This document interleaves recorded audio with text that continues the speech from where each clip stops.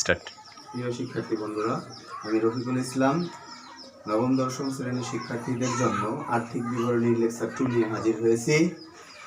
গত ক্লাসে আমরা বিশদায় বিবরণীর আলোচনা করেছি। আজকে কিছু গুরুত্বপূর্ণ সমন্বয় সম্পর্কে আলোচনা করব এবং এগুলো কীভাবে বিশদায় বিবরণী ও আর্থিক অবস্থার বিবরণী দেখাতে হয়, প্রয়োগ দেখাতে হয় তা দেখাবো। এই জন্য শুরুতে আমি একটা রেওয়ামিল এঁকেছি। রেওয়ামিল এক্স ট্রেডার্সের রেওয়ামিল 2019 সালের 31শে ডিসেম্বর তারিখের, অর্থাৎ রেওয়ামিলের উপরে যে তারিখটা দেওয়া থাকবে এটা হচ্ছে হিসাবকালের শেষ তারিখ। এখানে 8টা এন্ট্রি আমি দিয়েছি। নাম্বার 1, 10% বিনিয়োগ 30/6/2019, 12% ঋণপত্র 1/7/2019, বিনিয়োগের সুদ, ঋণের সুদ, বিজ্ঞাপন, বেতন 10 মাস, ভাড়া 15 মাস। অর্থাৎ একটা রেওয়ামিল থাকে আর কিছু সমন্বয় থাকে। এই সমন্বয় হচ্ছে দুই ধরনের, একটা হচ্ছে ডাইরেক্ট সমন্বয় আর একটা হচ্ছে ইনডাইরেক্ট সমন্বয়। ইনডাইরেক্ট সমন্বয় হচ্ছে এই যে 10% সুদ, এটা দ্বারা কি বুঝবো? অর্থাৎ আমরা লাভের আশায় টাকা খাটিয়েছি, বিনিয়োগ করেছি 10% সুদে, এটা একটা ইনডাইরেক্ট সমন্বয়। 12% ঋণপত্র, এটাও ইনডাইরেক্ট সমন্বয়। বেতন 10 মাস, এটাও ইনডাইরেক্ট সমন্বয়। ভাড়া 15 মাস, এটাও ইনডাইরেক্ট সমন্বয়। এটা ডাইরেক্ট সমন্বয় কখন হয়ে যায়? বেতন 2 মাসের বকেয়া রয়েছে, যদি এরকম লেখা থাকে সেই ক্ষেত্রে এখানে 10 মাস লেখা থাকবে। 2 মাসের বকেয়া রয়েছে, বকেয়া কথার অর্থ যেটা পরিশোধ করা হয়নি।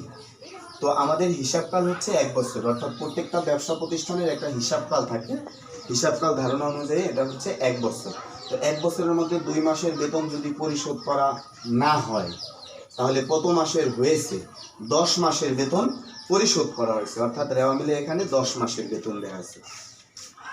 আবার ভাড়া 15 মাস, আমাদের হিসাবকাল হচ্ছে 1 বছর। 15 মাস মানে হচ্ছে 12 যোগ 3, 12 যোগ 3, অর্থাৎ 3 মাসের বেশি আছে, এটাকে বলা হয় অগ্রিম।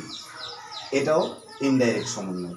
যাই হোক, ডাইরেক্ট থাকুক ইনডাইরেক্ট থাকুক, যদি বকেয়া অগ্রিম উল্লেখ থাকে সেই ক্ষেত্রে আমরা এভাবে বের করব। যেমন প্রথম সমন্বয় দিয়ে শুরু করি। 10% বিনিয়োগ। বিনিয়োগ হচ্ছে লাভের আশায় টাকা খাটানোকে বিনিয়োগ বলে। আমরা 10% সুদে 2 লক্ষ টাকা বিনিয়োগ করেছি, একটা তারিখ দেওয়া আছে এখানে 30/6/2019, অর্থাৎ 30 তারিখ 6 মাস, 6 মাস হচ্ছে জুন। কোনো মাসের শেষ তারিখ থাকলে ওই মাসের সুদ ধরতে হয় না, পরের মাস থেকে সুদ কাউন্ট করতে হয়।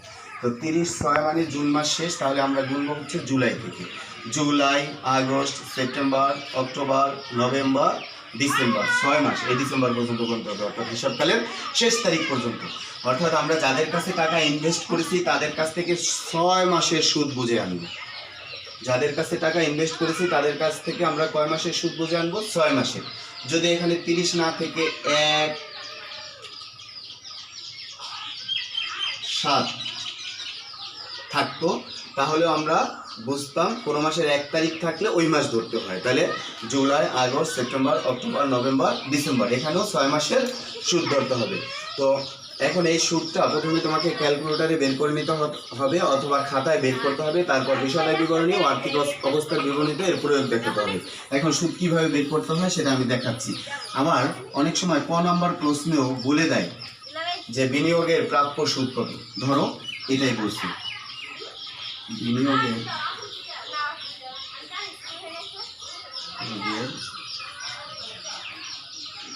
প্রাপ্য সুদ নির্ণয়। ক নম্বরে চাইলে আমরা এভাবে বের করব।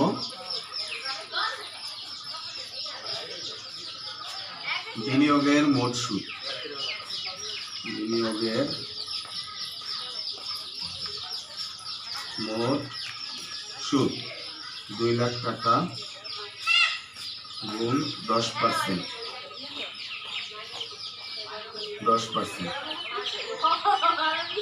শিক্ষার্থীরা প্রথমে তোমরা মনে রাখবা, যত মাসের বিনিয়োগ দেয়া থাকবে আমরা তত মাসের বের করব। তো বের করার আগে আমরা যখন ক্যালকুলেটরে পার্সেন্টেজ করব তখন এটা কিন্তু 1 বছরের সুদ বের হয়। ক্যালকুলেটরে আমরা যখন বের করব এই 2 লক্ষ টাকা যদি আমরা ক্যালকুলেটরে এভাবে পার্সেন্টেজ বের করি, অর্থাৎ 10% বের করলাম, যখন পার্সেন্টেজের টাকাটা বের হবে এটা হবে 1 বছরের সুদ। অর্থাৎ সেটা তুমি সায়েন্টিফিক ক্যালকুলেটর হলে প্রথমে বিনিয়োগের টাকার পরিমাণটা তুলবা, তারপর গুণ, যত পার্সেন্ট বলবে তত পার্সেন্ট লিখবা, তারপরে শিফট, তারপরে ইকুয়াল টু টিপ দিলে বের হয়ে যাবে। যখন ক্যালকুলেটরে এই টাকাটা বের হবে এটা হচ্ছে 1 বছরের সুদ। আর যদি ক্যালকুলেটর না করো তাহলে 10% বের করতে হলে ডান দিক থেকে 1 শূন্য কেটে দিলেই হয়। অর্থাৎ 2 লাখ টাকার 1 শূন্য যদি কেটে দাও 20,000 টাকা। এটা হচ্ছে 1 বছরের সুদ। কিন্তু আমি তো বিনিয়োগ করছি 1/7/2019 অর্থাৎ জুলাই মাসে। তো জুলাই মাসে বিনিয়োগ করলে জুলাই থেকে ডিসেম্বর পর্যন্ত হয় 6 মাসে। যেহেতু এখানে 1 বছরের সুদ বের হয়েছে, এটাকে আমি 12 দ্বারা ভাগ করব আর 6 দ্বারা গুণ করব, তাহলে 6 মাসের সুদ পেয়ে যাব। তাহলে 20,000 টাকা ভাগ 12 গুণ 6, অর্থাৎ 6 মাসের মোট বিনিয়োগের সুদ হচ্ছে 10,000 টাকা। তো আমি যাদের কাছে বিনিয়োগ করেছি তাদের কাছে বললাম, ভাই আপনার কাছে মোট 10,000 টাকা সুদ পাই। তো সে বললো, আপনাকে তো সুদ দিয়েছি কত টাকা, 4,000 টাকা দেওয়া মিলে ক্রেডিট দিকে দেওয়া আছে। তাহলে এটা বাদ দিলাম, যত টাকা দেওয়া আছে দেওয়া মিলে, এটাকে বলা হয় বিনিয়োগের প্রাপ্য সুদ। প্রাপ্ত মানে পেয়ে গেছি, প্রাপ্ত সুদ 4,000 টাকা। এই 4,000 টাকা বাদ দেওয়ার পর আরও 6,000 টাকা পাই, এটার নাম হচ্ছে প্রাপ্য সুদ। প্রাপ্য সুদ এটা ক নম্বরে আমরা বের করলাম। ক নম্বর প্রশ্নের চাক বা না চাক বিষয়টার বিবরণী ও আর্থিক অবস্থার বিবরণীতে প্রয়োগ দেখাতে হলে আমাদের এটা বের করা লাগবে। তো এখন বিষয়টার বিবরণীতে এটার প্রয়োগ কোথায়? বিনিয়োগের সুদ হচ্ছে অন্যান্য আয়ের মধ্যে যাবে বিনিয়োগের সুদ। আর আর্থিক অবস্থার বিবরণীতে প্রাপ্য সুদ, প্রাপ্য মানে পাবো, এটা সম্পদ, অর্থাৎ চলতি সম্পদের মধ্যে আমরা নেই হাতে নগদ, ব্যাংক জমা, দেনাদার, প্রাপ্য বিল, সমাপনী মজুত পণ্য, খরচের অগ্রিম, আয়ের বকেয়া। এই আয়ের বকেয়া হচ্ছে বিনিয়োগের সুদ, প্রাপ্য সুদ। তো আমরা কীভাবে প্রয়োগ করতে হয় সেটা একটু দেখাচ্ছি। অন্যান্য আয় অর্থাৎ বিশদায় বিবরণীতে বিনিয়োগের সুদ প্রয়োগ। অন্যান্য আয়, প্রথমে রেওয়া মিলে যে বিনিয়োগের সুদটা দেওয়া আছে, রেওয়া মিলের ক্রেডিট দিকে 4,000 টাকা, এটা আগে লিখতে হবে। বিনিয়োগের সুদ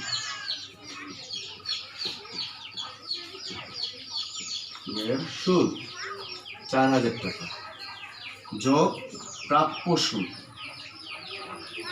বিনিয়োগের প্রাপ্য সুদ কত টাকা পাবো, এই যে এখানে ক নম্বরে বের করেছি আমরা 6,000 টাকা, যোগ করা মোট সুদ 10,000 টাকা দ্বিতীয় ঘরে দেখাতে হবে। এইভাবে বিশদায় বিবরণীতে এর প্রয়োগ দেখাতে হবে। এখন আর্থিক অবস্থার বিবরণীতে বিনিয়োগের সুদ কোথায় দেখাতে হয়? আর্থিক অবস্থার বিবরণীতে সম্পদ, দায় ও মালিকানা সত্ত্ব এভাবে সাজিয়ে লিখতে হয়। সম্পদ সমূহকে 4টা ভাগে ভাগ করা হয়েছে, অর্থাৎ স্থায়ী সম্পদ, দীর্ঘমেয়াদী বিনিয়োগ, চলতি সম্পদ, ভুয়া সম্পদ। তো দীর্ঘমেয়াদী বিনিয়োগের মধ্যে কোন আইটেমগুলো লিখতে হয়? বিনিয়োগ, সঞ্চয়পত্র, প্রদত্ত ঋণ, শেয়ার, বন্ড, ডিবেঞ্চার করা। যেহেতু রেওয়া মিলে 10% বিনিয়োগ দেওয়া আছে, এটা দীর্ঘমেয়াদী বিনিয়োগ হেডলাইনের মধ্যে যাবে। আর এই প্রাপ্য সুদটা হচ্ছে চলতি সম্পদের মধ্যে যাবে। অর্থাৎ এই বিনিয়োগ এবং বিনিয়োগের সুদের প্রয়োগটাই হচ্ছে আর্থিক অবস্থার বিবরণীর সম্পদ দিকে। তাহলে সম্পদ সমূহের মধ্যে লিখতে হবে সম্পদ সমূহ।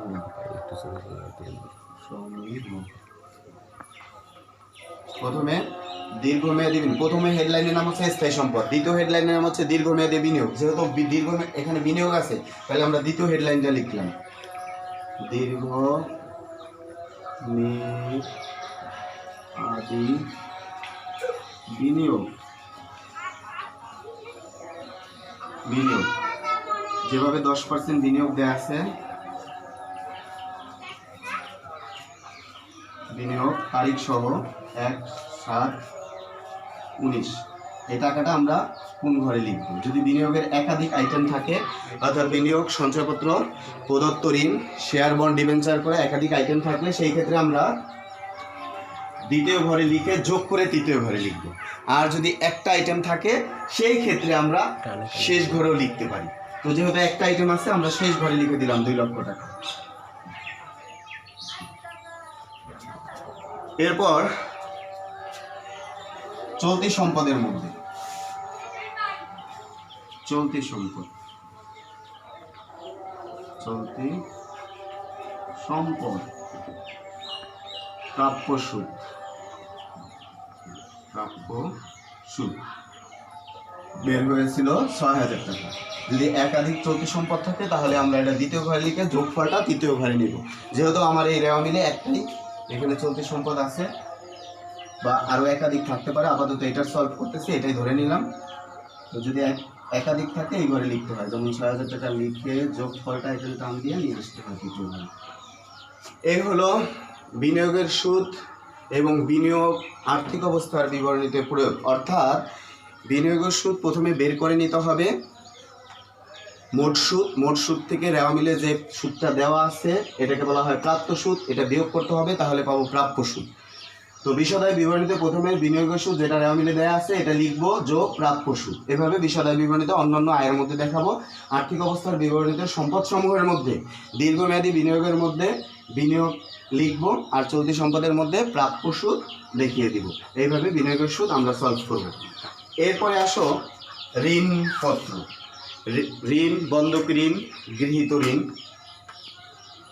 এগুলো হচ্ছে দীর্ঘমেয়াদী দায়। তো আমরা কারো কাছ থেকে ঋণ গ্রহণ করেছি 12% সুদে, এটা একটা ইনডাইরেক্ট সমন্বয়। এখন যাদের কাছ থেকে ঋণ গ্রহণ করেছি তাদেরকে অবশ্যই আমরা সুদ বুঝে দিব। তো এই সুদটা প্রথমে আমাদের ওই বিনিয়োগের মতোই সেম রুলসে বের করে নিতে হবে। অনেক সময় ক নাম্বার প্রশ্নে অর্থাৎ 2 মার্কসের জন্য এই প্রশ্নের উত্তরটা জানতে চাই যে ঋণের বকেয়া সুদ কত। তো আমরা এইভাবে ক নাম্বারের মতো করে আগে বের করে নিলাম ঋণের বকেয়া সুদ নির্ণয়।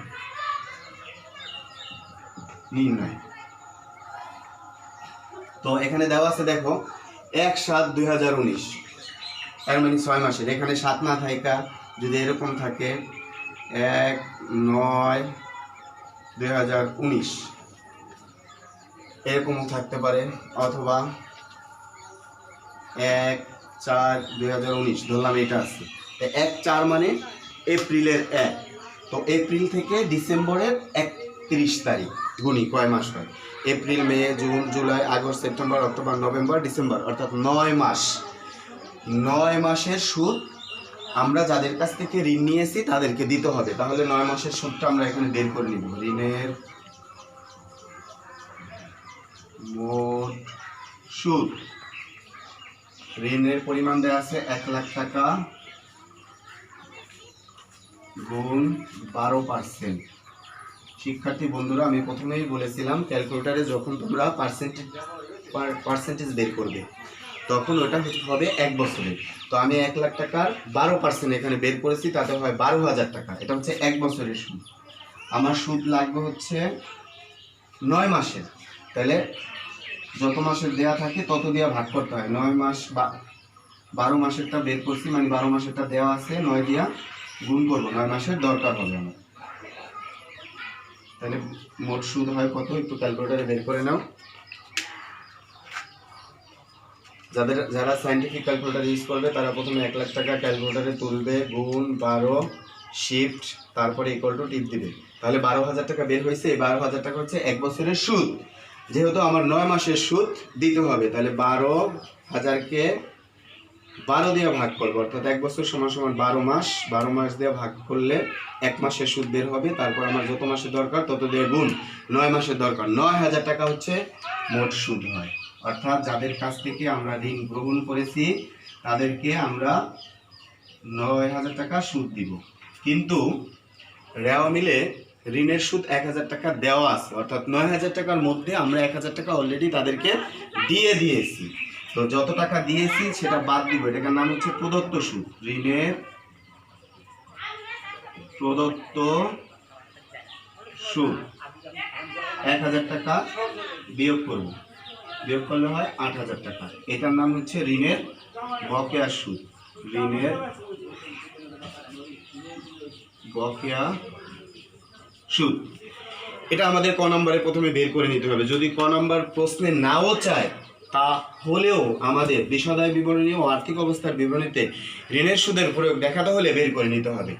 ধরো আমরা প্রশ্নে চাক বা না চাক বের করে নিয়েছি, এখন বিশদায় বিবরণীতে এর প্রয়োগ কোথায়? ঋণের সুদ এর প্রয়োগ হচ্ছে অন্যান্য ব্যয়ের মধ্যে। তো আমরা অন্যান্য ব্যয়ের মধ্যে লিখবো বিশদায় বিবরণীতে অন্যান্য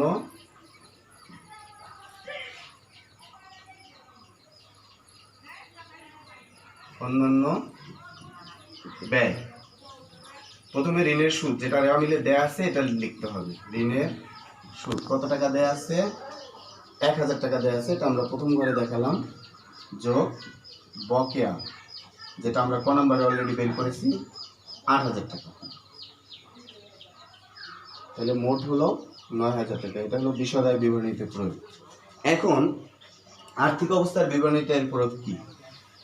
আমরা জানি দায় হচ্ছে দুই ধরনের, একটা হচ্ছে দীর্ঘমেয়াদী দায় আর একটা হচ্ছে চলতি দায়। দীর্ঘমেয়াদী দায়ের মধ্যে কোন আইটেমগুলো নিতে হয়? বন্ধক ঋণ, গৃহীত ঋণ, ব্যাংক ঋণ, ঋণপত্র, এগুলো হচ্ছে দীর্ঘমেয়াদী দায়। তো 12% ঋণপত্র এর মানে দীর্ঘমেয়াদী দায়। তো দীর্ঘমেয়াদী দায়ের মধ্যে আমরা এটা নিব। আর ঋণের সুদ হচ্ছে খরচ, খরচের বকেয়াকে দায় বলে, বাট এটা হচ্ছে চলতি দায়। তাহলে ঋণ এবং বন্ধক ঋণ উভয় আইটেমটি দায়ের মধ্যে যাবে, বাট একটা আইটেম হচ্ছে দীর্ঘমেয়াদী দায় আর একটা হচ্ছে চলতি দায়। তাহলে মালিকানা সত্ত্ব ও দায় এই হেডলাইনে যাবে। মালিকানা সত্ত্ব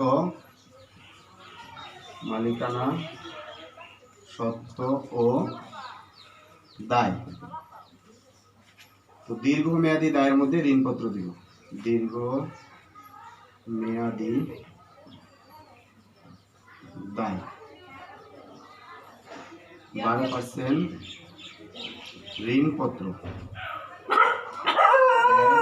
4/2019 যত টাকা দেয়া আছে আমরা তত টাকাই লিখব।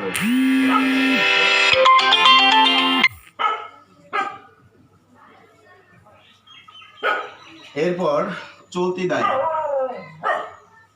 চলতি দায়ের মধ্যে কোন আইটেমগুলো নিতে হয়? পাওনাদার, প্রদয় বিল, ব্যাংক জমা অতিরিক্ত, খরচের বকেয়া, আয়ের অগ্রিম। খরচের বকেয়া, ঋণের সুদ হচ্ছে খরচ আর এর হলো বকেয়া অংশ।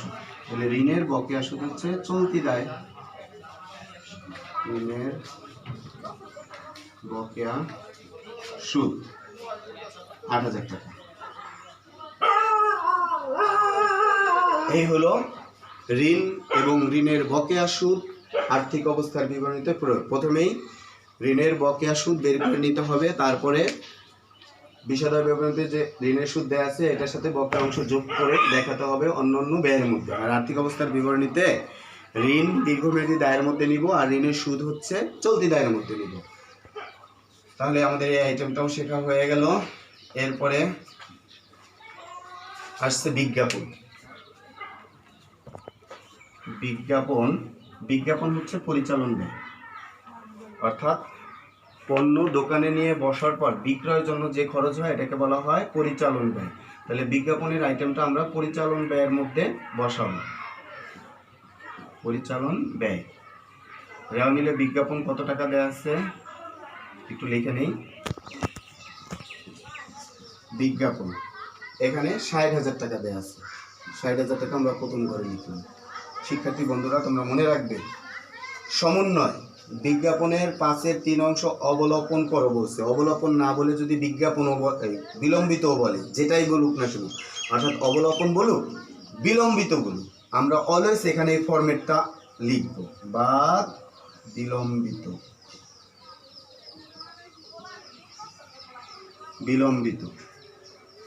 যদি প্রশ্নে অবলোপন না বলে বিলম্বিত বলে তাহলেও লিখবো বাদ বিলম্বিত, যদি অবলোপন বলে তাহলেও লিখবো বিলম্বিত।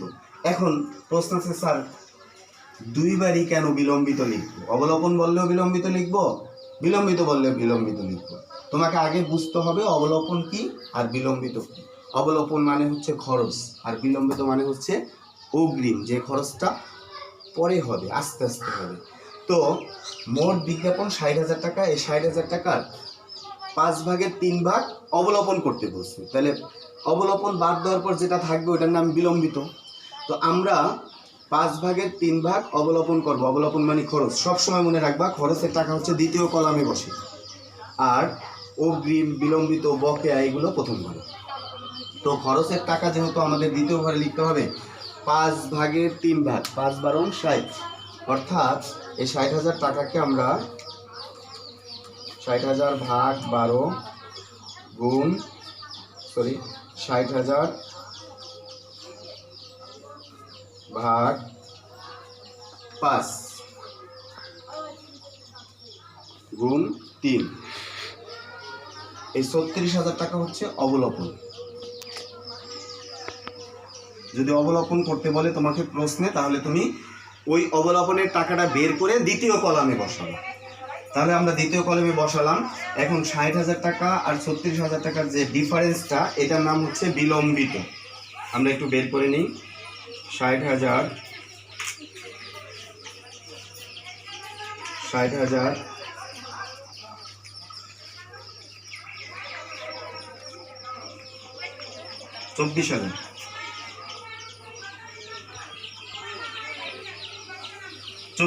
টাকা। এই 24,000 টাকার নাম হচ্ছে বিলম্বিত। আবার একটু প্রশ্ন ঘুরিয়ে যদি বলে এভাবে যে বিজ্ঞাপনের 5-এর 2 অংশ বিলম্বিত করো,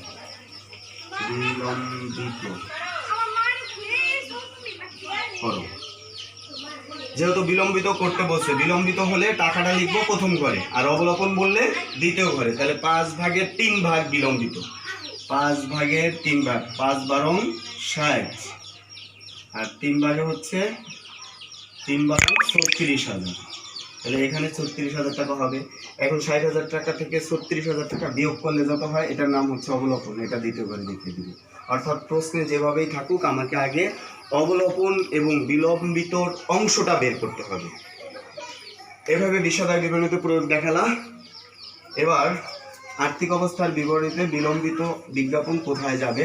আমরা জানি আর্থিক অবস্থার বিবরণীতে সম্পদ সমূহকে 4টা ভাগে ভাগ করে লিখতে হয়, অর্থাৎ শ্রেণীবিন্যাস করে লিখতে হয়। প্রথমে চলতি স্থায়ী সম্পদ, দীর্ঘমেয়াদী বিনিয়োগ, চলতি সম্পদ, এরপর হচ্ছে অলিক সম্পদ বা ভুয়া সম্পদ। এটা হলো স্থায়িত্বের নীতি অনুযায়ী। তো আমরা স্থায়িত্বের নীতি অনুযায়ী যদি সাজাই, তাহলে বিলম্বিত বিজ্ঞাপন সবার শেষ হেডলাইনে, অর্থাৎ অলিক সম্পদ নামে দেখাতে হবে।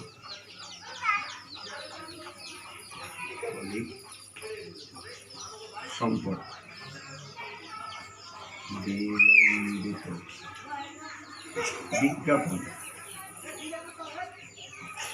বিজ্ঞাপন, এই 36,000 টাকা আমরা সম্পদের মধ্যে দেখিয়ে দিব। এই হলো বিজ্ঞাপনের প্রয়োগ। এরপরে আমরা চলে আসি আমাদের 7 নম্বর সমন্বয়, অর্থাৎ এখানে বেতন 20,000 টাকা রেওয়া মিলের ডেবিটে দেয়া আছে। সমন্বয় বলছে 2 মাসের বেতন বকেয়া রয়েছে। ইতিপূর্বে আমরা শিখেছি বকেয়া মানে হচ্ছে যেটা এখনো পরিশোধ করা হয়নি। তো 2 মাসের বেতন যদি পরিশোধ করা না হয়, তাহলে রেওয়া মিলে কত মাসের হয়েছে? আমাদের হিসাবকাল হচ্ছে 1 বছর। 1 বছরের মধ্যে 2 মাস পরিশোধ করিনি, অর্থাৎ আমরা 10 মাসের পরিশোধ করেছি। 12 মাস হলো আমাদের হিসাবকাল, এখান থেকে 2 মাস দেয়নি, তাহলে 10 মাসের দিচ্ছি। এখানে 10 মাসের বেতন দেয়া আছে। তো প্রথমে আমাকে বকেয়া অংশটা বের করে নিতে হবে। তাহলে বকেয়া বেতন কিভাবে বের করে? এটা আবার ক নম্বর প্রশ্নে অনেক সময় চায়। বকেয়া বেতন 20,000 টাকা দেয়া আছে, যত মাসের দেয়া থাকবে তত দ্বারা ভাগ, অর্থাৎ 10 মাসের দেয়া আছে। তারপর যত মাসের দরকার তত দেয়া গুণ। এখানে 2 মাসের দরকার, 2 মাসে হচ্ছে 4,000 টাকা, 10 2,000 4,000। এই বকেয়া অংশটা আমরা প্রথমে বের করে নিলাম। 20,000 টাকা ভাগ 10, ঠিক আছে। দেয়া থাকবে, বকেয়া বের করার নিয়ম হচ্ছে তত দ্বারা ভাগ করব, যত মাসের দরকার তত দ্বারা গুণ করব, তাহলে বকেয়া অংশ পেয়ে যাব। যত মাসে দেয়া থাকবে তত দ্বারা ভাগ, যত মাস দরকার তত দ্বারা গুণ। এখন প্রশ্ন, স্যার কত মাস দরকার, এটা আমরা কিভাবে বলবো? আমাদের হিসাবকাল 1 বছর। যদি 4 মাসের বকেয়া থাকে, তাহলে হলো 8 মাসের দেয়া আছে। যদি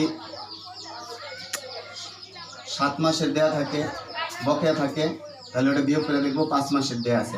এইভাবে কত মাসের দেয়া আছে আগে এটা বের করে নিব। তো 5 মাসের থাকবে এভাবে। আর আমরা যে প্রশ্নটা দিয়েছি, এই প্রশ্নে 10 মাস বেতন লেখা আছে। এটা হচ্ছে একটা ইনডাইরেক্ট সমন্বয়। অনেক সময় নিচে বলে দিবে যে বেতন 2 মাসের বকেয়া আছে, সেই ক্ষেত্রে আমরা ধরে নিব 2 মাস যদি বকেয়া থাকে, তাহলে 12 মাসের মধ্যে 2 মাস বকেয়াটা বিয়োগ করার পর যেটা থাকে ওইটা হলো দেয়া আছে। এভাবে কত মাসের দেয়া আছে ওইটা আগে বের করে নিতে হবে। 10 মাসের দেয়া আছে, আমরা 10 মাসেরটা বের করে নিলাম। যত মাসে দেয়া থাকবে তত দ্বারা ভাগ করব, তাহলে পাবো 1 মাসে। যত মাসের দরকার তত দ্বারা গুণ। এভাবে বকেয়া অংশটা প্রথমে বের করে নিব। এরপরে এই আইটেমটা আমরা বিশদ বিবরণীতে কিভাবে লিখতে হয় সেটা দেখাবো। এখন বিশদ বিবরণীতে চলে যাচ্ছি। যেহেতু বকেয়া বেতনের পরিমাণ আমরা পেয়ে গেছি, পরিচালন ব্যয়ের মধ্যে লিখতে হয় বেতন পরিচালন ব্যয়। রেওয়া মিলে যে টাকাটা দেয়া আছে অর্থাৎ এটা আমরা প্রথম ঘরে দেখাবো। অর্থাৎ সবগুলো পরিচালন ব্যয় লিখতে হয় দ্বিতীয় ঘরে, কিন্তু এটার সাথে যদি কোনো আইটেম যোগ বিয়োগ করতে হয় তাহলে ওই আইটেমটা প্রথম ঘরে লিখতে হয়। তাহলে বেতন রেওয়া মিলে দেয়া আছে 20,000 টাকা, আমরা লিখলাম। এটার সাথে যোগ বকেয়া ওই যে ক নম্বর প্রশ্নে বের করেছি, অথবা ক নম্বর প্রশ্নে না চাইলেও আমাদের ক্যালকুলেটরে বা খাতায় বের করে নিতে হইতো 4,000 টাকা বকেয়া। তাহলে 24,000 টাকা দ্বিতীয় ঘরে। বিশদ বিবরণীতে এর প্রয়োগ দেখানো হয়ে গেল। এবার আসি আর্থিক অবস্থার বিবরণীতে। আর্থিক অবস্থার বিবরণীতে আমরা জানি খরচের বকেয়াকে দায় বলে। তাহলে বেতন হচ্ছে খরচ, এর বকেয়া অংশ হচ্ছে দায়, এটা চলতি দায়। তো চলতি দায়ের মধ্যে আমরা বকেয়া অংশটুকু দেখিয়ে দিব। চলতি দায় বকেয়া বেতন কত টাকা? 4,000 টাকা। এইভাবে যে কোনো ধরনের খরচের বকেয়া সেম রুলস, অর্থাৎ বিশদ বিবরণী ও আর্থিক অবস্থার বিবরণীতে খরচের বকেয়া এইভাবেই লিখতে হবে। সেটা বেতন বকেয়া হোক, ভাড়া বকেয়া হোক, বিমা বকেয়া হোক, পরিবহন বকেয়া হোক, বিজ্ঞাপন বকেয়া হোক, যত ধরনের বকেয়া খরচ আছে এইভাবে বের করে আমরা পরিচালন ব্যয়ের মধ্যে সংশ্লিষ্ট খরচের সাথে একবার করব যোগ, আর আর্থিক অবস্থার বিবরণীতে চলতি দায়ের মধ্যে আরেকবার দেখিয়ে দিব। এরপরে আসি আমার রেওয়া মিলের সর্বশেষ আইটেম, অর্থাৎ ভাড়া। ভাড়া একটা পরিচালন ব্যয়। এই ভাড়ার লেখা আছে 15 মাস, এটাও একটা ইনডাইরেক্ট সমন্বয়। 15 মাস দেখে আমরা বুঝবো আমাদের হিসাবকাল হচ্ছে 1 বছর, অর্থাৎ 12 মাস। এখানে দেওয়া আছে আরও প্লাস করা আছে 3 মাসের বেশি, অর্থাৎ বেশি থাকলে ওটাকে বলা হয় অগ্রিম, আর কম থাকলে ওটাকে বলা হয় বকেয়া। শিক্ষার্থীরা নিশ্চয় বুঝতে পেরেছো, বেতন 15 মাস মানে হচ্ছে বেতন অগ্রিম দেওয়া আছে। তাহলে আমাদের ক নম্বর প্রশ্নে প্রথমেই অগ্রিম বেতনের পরিমাণ বের করে নিতে হবে। আমরা একটু বের করে নিলাম।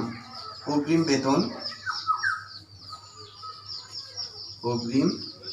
বেতন বকেয়ার মতো রুলস, যত মাসের দেয়া থাকবে তত দ্বারা ভাগ, অর্থাৎ 15 মাসের দেয়া আছে 15 দ্বারা ভাগ করলাম, তাহলে আমরা 1 মাসের বেতন পেয়ে গেলাম। এরপর আমার যত মাসের দরকার তত দ্বারা গুণ, 12-র চেয়ে 3 বেশি আছে, অর্থাৎ 13, 14, 15 3 বেশি আছে, অর্থাৎ 3 মাসেরটা হলো অগ্রিম। তাহলে 15 দুগুণে 30, অর্থাৎ 2,000 টাকা, আর 3 দুগুণে 6,000 টাকা হচ্ছে অগ্রিম বেতন। অগ্রিম বেতন এখন এর প্রয়োগটা কোথায়? বেতন যেহেতু পরিচালন ব্যয়, নিশ্চয় এটার কাজও পরিচালন ব্যয়ের মধ্যে আছে। আমরা বেতন প্রথমে ভাড়া, বেতন ভাড়া যেটাই থাকুক ভাড়াই ধরে নিলাম। ভাড়া রেওয়া মিলের যত থাকবে ওটা দেখিয়ে দিব, 30,000 টাকা। বেতন থাক ভাড়া থাক যেভাবে থাকুক আমরা সেম কাজ করব। বাদ অগ্রিম অংশটুকু বিয়োগ করে দিব, অর্থাৎ চলতি বছরের আমাদের হিসাবকালের মধ্যে যতটুকু বেতন বা যতটুকু খরচ থাকে ওই খরচটাই বিশদায় বিবরণীতে দেখাতে হয়। পরবর্তী বছরের খরচ বিশদায় বিবরণীতে দেখাতে হয় না, বিধায় এখান থেকে বিয়োগ করে নিচ্ছি। অর্থাৎ অগ্রিম হয়েছে 6,000 টাকা, 6,000 টাকা বিয়োগ করলে হবে 24,000 টাকা, অর্থাৎ সবগুলো পরিচালন ব্যয় দ্বিতীয় ঘরে লিখতে হয়। এই বিশদায় বিবরণীতে অগ্রিমের প্রয়োগ দেখানো হলো। এখন খরচের অগ্রিমকে বলা হয় সম্পদ, চলতি সম্পদ।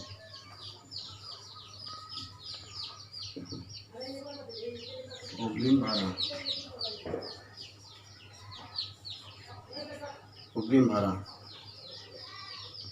6,000 টাকা, শুধু এখানে দেখিয়ে দিতে হবে। তারপর যতগুলো চলতি সম্পদ থাকবে শেষ ঘরে নিতে হবে। অর্থাৎ বেতন হোক, ভাড়া হোক, বিমা হোক, পরিবহন হোক, সবগুলো খরচের অগ্রিমের সেম রুলস। প্রথমে যত মাসের তা দেয়া থাকবে তত দ্বারা ভাগ, তোমার যত মাসের দরকার তত দ্বারা গুণ, অর্থাৎ যত মাসের অগ্রিম দেয়া থাকবে তত দ্বারা গুণ করে তুমি অগ্রিম অংশটুকু বের করে নিবা। এরপরে পরিচালন ব্যয়ের মধ্যে অর্থাৎ রেওয়া মিলে যেটা দেয়া থাকবে ওইটা লিখবা, বা অগ্রিম অংশটুকু বিয়োগ করে দেখিয়ে দেবা। এরপরে আর্থিক অবস্থার বিবরণীতে খরচের অগ্রিমকে বলা হয় চলতি সম্পদ, অর্থাৎ চলতি সম্পদের মধ্যে অগ্রিম অংশটুকু দেখিয়ে দিলে আর্থিক অবস্থার বিবরণীতে এর প্রয়োগ হয়ে যায়। শিক্ষার্থী বন্ধুরা, নেক্সট ক্লাসে তোমাদের আরও কিছু গুরুত্বপূর্ণ সমন্বয় নিয়ে আলোচনা করব। আজকে এখানে শেষ করলাম। আল্লাহ হাফিজ।